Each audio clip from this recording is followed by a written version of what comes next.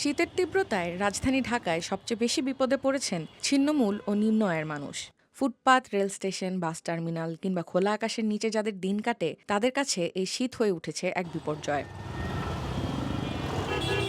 শীতবস্ত্রের অভাব, জীবিকার অনিশ্চয়তা আর অসুস্থতার ঝুঁকি সব মিলিয়ে ঢাকার ফুটপাতে ঘুমানো মানুষের জীবন এখন আরও বেশি অমানবিক। শীতের ভিতরে থাকা, বাল বাচ্চা লয়ে থাকা এই শীতের ভিতরে অনেক কষ্ট।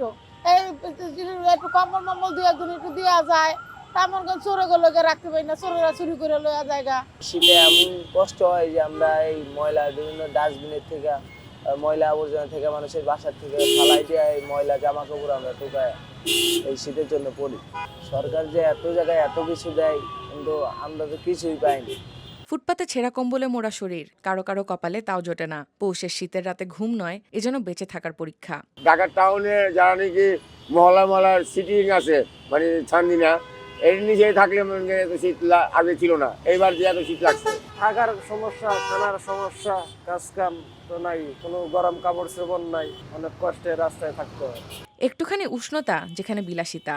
এই শীত শুধু সুস্থতাই নয়, কেড়ে নিয়েছে অনেকের পরিবারও। আমি বোতল টুকাইতাম আগে, এখন আমার অসুস্থ শরীর দেখা এখন আমার সেতু হাত বাড়ার সাহায্য লেখা। এবছর কোনো জায়গায় কম্বল টম্বল পাই নাই। বিপন্নই জনগোষ্ঠীর বিশ্বাস, মানবিক সহায়তার পাশাপাশি রাষ্ট্রীয় উদ্যোগ পারে তাদের রক্ষা করতে। আশা খুঁজে পেতে পারে পথের ঠিকানায় বেঁচে থাকা কিছু মানুষ।